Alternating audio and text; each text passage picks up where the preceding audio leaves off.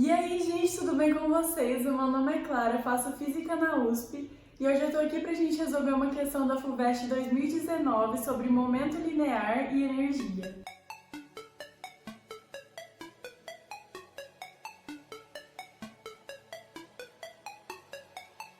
O enunciado é o seguinte: um rapaz de massa M1 corre numa pista horizontal e pula sobre um skate de massa M2 que se encontra inicialmente em repouso. Com o impacto, o skate adquire velocidade e o conjunto rapaz mais skate segue em direção a uma rampa e atinge uma altura máxima h. A velocidade do rapaz imediatamente antes de tocar no skate é dada por... Considere que o sistema rapaz mais skate não perde energia devido a forças dissipativas após a colisão. Bom, esse é um problema de mecânica, isso é, a gente vai analisar a movimentação do sistema e de cada um dos componentes, e ele é subdividido em 3 etapas.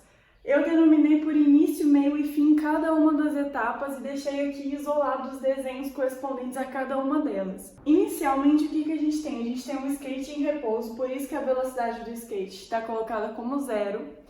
E o rapaz está andando com uma certa velocidade, que é justamente o que a gente quer descobrir. A situação que eu denominei como meio é o momento após a colisão, isso é, depois que o rapaz pulou sobre o skate, todo esse conjunto rapaz mais skate vai começar a se comportar como se fosse um bloco só. A partir desse momento, daqui para baixo, a gente não vai analisar mais separadamente o movimento do rapaz e o movimento do skate. A partir daqui, eles se comportam como um sistema só. Aqui na situação do meio já ocorreu a colisão, que é uma colisão perfeitamente inelástica, porque eles começam a andar junto como um sistema só. Então, a partir dessa situação aqui, ocorreu a colisão, a gente recai aqui quando tudo isso passa a se comportar como um só, adquire uma certa velocidade. Aqui eu desenhei o conjunto todo bem aqui no pé da rampa, porque ele ainda não começou a subir a rampa.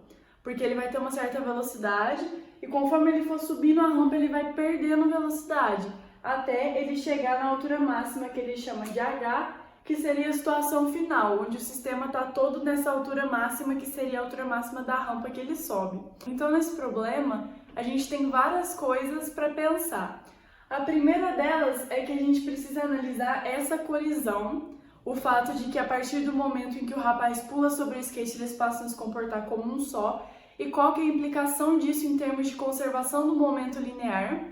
E aqui, nessa situação do meio para o final, em que ele diz pra gente que não existe perda de energia, porque ele fala que depois da colisão, ou seja, depois que eles passam a se comportar como um só, não existe perda de energia. Então, da situação do meio para a situação final, a gente vai ter uma situação de conservação de energia mecânica. Então, partindo desse raciocínio de que a gente vai ter uma colisão inelástica e depois disso a gente vai ter uma situação de conservação de energia, a gente pode inicialmente pegar a situação do meio e a situação final para descobrir qual que é essa velocidade do conjunto. Se a gente tem a velocidade do conjunto, que seria a situação final da nossa colisão, aí a gente tem a situação inicial, que seria essa aqui, a gente pode achar a velocidade do rapaz. Então, primeiramente, a gente vai analisar a situação do meio e do fim. Beleza, então se a gente vai analisar a situação do meio e do final, a gente tem essa situação aqui para analisar. Nada mais é do que uma conservação de energia. Então, a energia mecânica aqui no chão, que seria na situação do meio, tem que ser igual à energia mecânica no topo da rampa. Então, vamos equacionar essas duas energias para ver aonde que a gente vai chegar. Primeiramente, antes da gente jogar os nossos dados para as equações de energia, vamos definir o nosso referencial, onde a altura é 0. Eu vou colocar ele aqui no chão e as alturas subindo. Colocado aqui, então, o nosso referencial, aqui em vermelho, a gente pode começar a equacionar as energias. Então, como a gente está analisando as duas situações, primeiramente, se a gente for analisar a situação do meio, a gente vai ter que a energia mecânica nessa situação que eu chamei de meio é a soma da energia potencial nessa situação que eu chamei de meio, mais a energia cinética nessa situação, que seria o meio dentre toda essa movimentação. Então, energia cinética no meio. Como a gente definiu o nosso referencial de energia potencial igual a 0 aqui no chão, e na situação do meio, o conjunto ainda está no chão, então a gente pode eliminar esse termo aqui, porque a altura dele vai ser 0. Então, a energia mecânica do meio vai ser simplesmente energia cinética no meio. E o que seria energia cinética no meio? Seria a massa do conjunto vezes a velocidade do conjunto ao quadrado, tudo isso sobre 2. Bom, se a gente for substituir os dados, então a gente vai ter a massa do conjunto é a massa do rapaz mais a massa do skate. Então a gente vai ter M1 mais M2. Então M1 mais M2. A velocidade do conjunto eu chamei de VC só para simplificar. Então vai ser VC ao quadrado. Tudo isso dividido por 2. Esse aqui é o nosso resultado 1. Agora analisando a situação final, a gente vai ter que a energia mecânica da situação final vai ser novamente a soma da energia potencial gravitacional na situação final, mais a energia cinética da situação final. Aqui, novamente, a gente tem um detalhe importante quanto à energia cinética da situação final, porque, como o enunciado diz pra gente aqui, nessa situação final, ele chega no topo da rampa. A partir do topo da rampa, não tem como ele subir mais, porque ele está na altura máxima, então ele vai começar a inverter o sentido do movimento dele, porque é uma rampa. E nessas situações em que a gente tem uma inversão no sentido de movimento, nesse momento limite em que vai ocorrer a inversão no sentido de movimento, o sistema momentaneamente para depois começar a inverter a velocidade. Uma outra forma de você pensar também é que aqui ele parte de uma velocidade que seria a velocidade do conjunto e ele vai perdendo velocidade conforme ele vai subindo a rampa, porque a força-peso desse conjunto todo vai agir como uma força puxando o sistema para trás. Então a gente vai ter uma aceleração que vai ser contrária ao movimento de subida, o que significa que no topo da rampa, momentaneamente o sistema vai parar. Se o sistema para, então a gente tem que a velocidade nessa situação aqui vai ser igual a zero, o que significa que a energia cinética na situação final é igual a zero. Com isso, então, a gente tem que a energia mecânica no final vai ser simplesmente energia potencial gravitacional no final. Então, novamente aqui a gente tem a massa do conjunto, vezes a aceleração da gravidade, que é G, vezes a altura do conjunto, que partindo aqui do nosso referencial vai ser H. Novamente, a gente pode substituir a massa do conjunto por M1 mais M2, porque a massa do conjunto é a massa do rapaz mais a massa do skate. E eu vou chamar esse resultado aqui de resultado 2. O problema já dá naquela caixinha de informações pra gente a dica de que o sistema vai ser conservativo depois da colisão.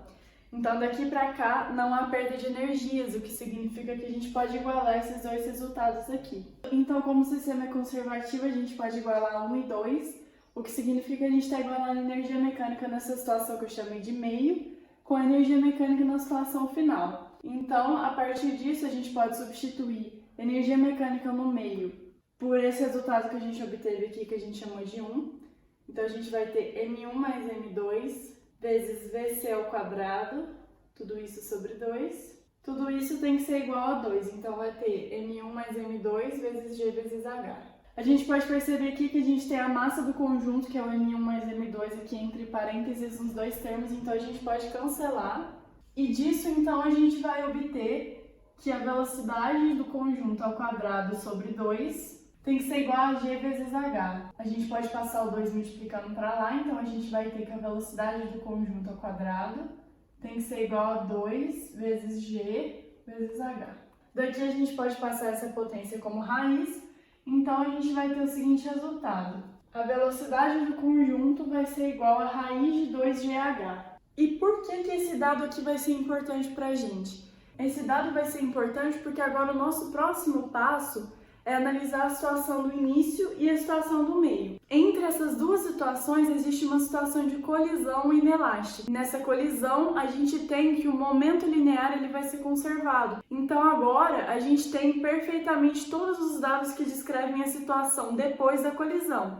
A velocidade depois da colisão será a velocidade do conjunto, a massa depois da colisão é a massa do conjunto, então vai ser M1 mais M2. E na situação inicial, a gente vai analisar os dois elementos separadamente. A gente vai ter a velocidade do rapaz, que é o que a gente quer, e na situação do skate, que ele vai estar em repouso. Então agora basta a gente analisar a situação inicial, a situação do início e a situação do meio. Bom, então agora analisando a situação do início e a situação do meio, eu anotei aqui o resultado que a gente obteve na etapa anterior, que foi a velocidade do conjunto aqui nessa situação, que vai ser raiz de 2GH. Então, para analisar a situação do início e a situação do meio, a gente tem que daqui para cá, a gente tem uma colisão perfeitamente inelástica. Então, aqui nessa passagem do início para o meio, a gente tem uma colisão 100% inelástica.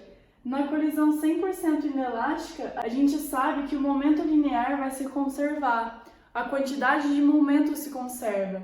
Então, se a gente tem a situação de colisão 100% inelástica e a gente sabe que nesse tipo de colisão existe uma conservação do momento linear ou da quantidade de movimento, são a mesma coisa, então a gente sabe que a quantidade de movimento na situação do início tem que ser igual à quantidade de movimento na situação do meio, que seria a situação após a colisão. Então agora vamos substituir os nossos dados. No início a gente tem os dois elementos se comportando de forma separada. Então a gente vai ter essa quantidade de movimento do início vai ser subdividida na quantidade de movimento do rapaz mais a quantidade de movimento do skate. Então a gente teria a massa do rapaz vezes a velocidade do rapaz, que é o que a gente quer, mais a massa do skate vezes a velocidade do skate na situação inicial. Vai ser igual à quantidade de movimento do meio, em que eles estão se comportando como um sistema só, como um conjunto. Então aqui a quantidade de movimento a gente tem que escrever na forma de conjunto. Então a massa do conjunto vezes a velocidade do conjunto. Vamos agora então substituir os nossos dados. Inicialmente a gente tem que a velocidade do skate é zero, porque ele fala que o skate está em repouso antes da colisão. Significa que isso aqui vai zerar. Então não existe momento linear do skate, não existe quantidade de movimento do skate. Agora vamos substituir o resto dos dados que a gente tem. A massa do rapaz a gente tem que é M1, então M1 vezes a velocidade do rapaz, que é o que a gente quer, é igual à massa do conjunto, que seria a massa do skate mais a massa da pessoa, então M1 mais M2, vezes a velocidade do conjunto que a gente acabou de ver, que é raiz de 2 de H. Então, raiz de 2 vezes G vezes H. Agora pronto, basta a gente passar esse M1 dividindo aqui toda essa fração e a gente vai obter então o resultado, que então a velocidade do rapaz vai ser M1 mais M2, tudo isso entre parênteses porque é a massa do conjunto, vezes raiz de 2 de H, tudo isso dividido por M1. Com isso, então, a gente chega na resposta que o exercício pede pra gente, que é a velocidade do rapaz antes da colisão, e esse valor aqui corresponde pra gente à alternativa D do exercício.